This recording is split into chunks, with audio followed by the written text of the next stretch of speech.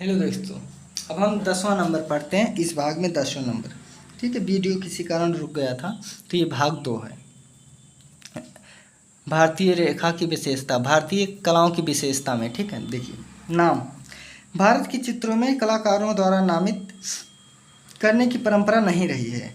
कलाकार नाम अपशब्द रूप में आकृतियों पर अंकित किए हैं। मुगल काल में चित्रकारों द्वारा चित्रों पर अपने नाम लिखना प्रचलित हुआ। इसके निर्माता कलाकारों में नाम अंकित किए हैं, यानी कि अपने यहाँ जैसे कोई दान दे देता था तब भी नहीं नाम लिखवाता था, चित्र बना दे नाम नहीं लिखवाता था। इतना बड़ा बड़ा जनता की गुफाओं को काट कर जनता एलोरा बना दे, लेकिन कहीं नाम नहीं लिखा।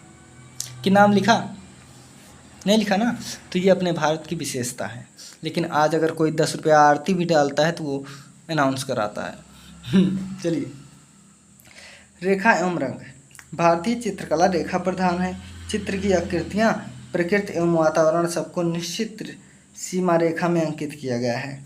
इन आकृतियों में सपाट रंग का प्रयोग किया गया है। रंगों का प्रयोग अलंकारिक एवं कलात्मक योजना का आधारित है। या रंगों को सांकेतिक आधार पर प्रयोग किया गया है। ठीक, अब हम आगे देख लेते हैं कला अध्ययन के स्रोत, कि कला अध्ययन कौन कौन स्रोत हैं। कला अध्ययन के स्रोत से प्राय उन साधनों से है जो प्राचीन कला इतिहास के जानने में सहायता देते हैं। भारत की चित्रकला के अध्ययन के स्रोत निम्न श्रेणियों में बांटा गया। पहला, धर्म ग्रंथ, रिलीजियस बुक। धार्मिक ग्रंथ जैसे वेद, पुराण, उपनिषद, रामायण, महाभारत आदि जैन तथा बौद्धों के ग्रंथ में उस प्राचीन समय की कला का पर्याप्त प्रकाश डालते हैं। रामायण, महाभारत एवं बौद्ध थेराथेरी कथाओं आदि की कल्पना का पर्याप्त चर्चा की गई है। मतलब देखो, धर्म हम कहाँ से प्राप्त करते हैं? या तो टीवी में रामायण महाभारत देखें या तो किसी ग्रंथ को पढ़ें। तो कला का स्रोत हमें कैसे मिलता है? तो धर्म ग्रंथ से। दूसरा, ऐतिहासिक ग्रंथ। प्राचीन काल में राजा अपने राज काल की घटनाओं में लिखवाया करते थे। बहुत सी प्राचीन पुस्तकें हैं, लेख नष्ट हो चुके हैं, परंतु फिर भी ऐसे प्रमाण मिलते हैं जिससे कला विषयक ज्ञान प्राप्त होता है। ऐतिहासिक मतलब जैसे देखो, मौर्यकालीन स्तंभ, स्तूप, ये सब क्या है? ये सब इतिहास की घटनाएं हैं ना, तो हमें इतिहास से प्राप्त होता है। बस बहुत आसान है, बस केवल पढ़ते चलो। देखिए, आ गया शिलालेख का बात। मुहर मुद्रा देखो, जैसे शिलालेख, शिलाओं पर अंकित की गई शिलालेख बादामी, अजंता, बाघ आदि गुफाओं से प्राप्त हैं। इनसे इनकी कला शैलियों का ज्ञान होता है। महाराज अशोक के खुदवाए गए शिलालेख प्राप्त हैं। समुद्रगुप्त के समय एक लेख भी इलाहाबाद के दुर्ग में प्राप्त है, जिसमें मौर्यकालीन मूर्तिकला आदि के विषय ज्ञान प्राप्त होता है। बस यहाँ से है। दूसरा है मोहरे तथा मुद्राएं, शील एंड कॉइन्स। मुद्रा ऐतिहासिक समय की कला का ज्ञान देने में सहायक सिद्ध होते हैं। मोहनजोदड़ो हड़प्पा से प्राप्त मोहरों पर अंकित पशु आकृतियां उस समय के उन्नत मूर्तिकला का अनुमान का पता लगाया जा सकता है।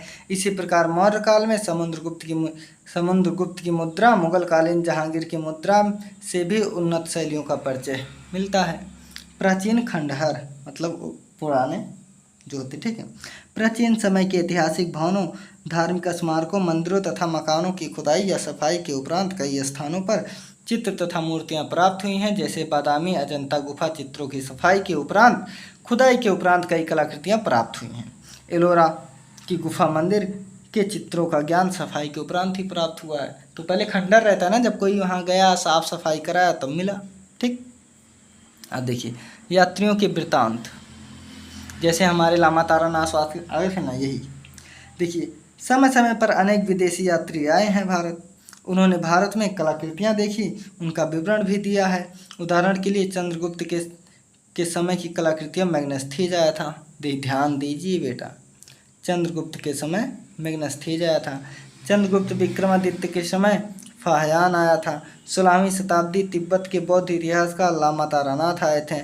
बौद्ध स्थल पर भ्रमण किया और भारत की कला शैलियों को पर्याप्त विवरण अपने लेखों में इन्होंने लिख दिया। ठीक, अब आगे देख लो। देखिए, आत्मकथाएं एवं राजा का इतिहास। मुगल बादशाह बड़े कला प्रेमी होते थे। उन्होंने अपनी आत्मकथाएं स्वयं लिखी है। आत्मकथाओं में बाबर की वकायत बाबरी और जहांगीर की आत्मकथा तुझके जहांगीरी में उस समय के कलाकारों तथा कलाकृतियों आदि का पर्याप्त वर्णन है। मुगल काल से ही अकबर के समय के अबुल फजल ने आईने अकबरी की रचना की है, जिसमें अकबर का इतिहास लिखा गया है। इस ग्रंथ में अकबर कालीन चित्रकला संबंधित संपूर्ण ज्ञान प्राप्त होता है। उपरोक्त स्रोतों के आधार पर भारतीय कला का ज्ञान एकत्र किया गया है। इन स्रोतों के अतिरिक्त प्रत्यक्ष सुरक्षित कलाकृतियाँ कला विशेष की कला के विषय में सुनिश्चित एवं प्रमाणित ज्ञान प्राप्त करने में सबसे कठिन सहायक सिद्ध होती हैं। तो आपका ये खत्म हो गया। अपना ख्याल रखना। गोल PhD आर्ट चैनल में आप सभी का एक बार पुनः स्वागत है, जो अपनी बारीकियों के लिए जाना जाता है। अपना ख्याल रखना। Take care.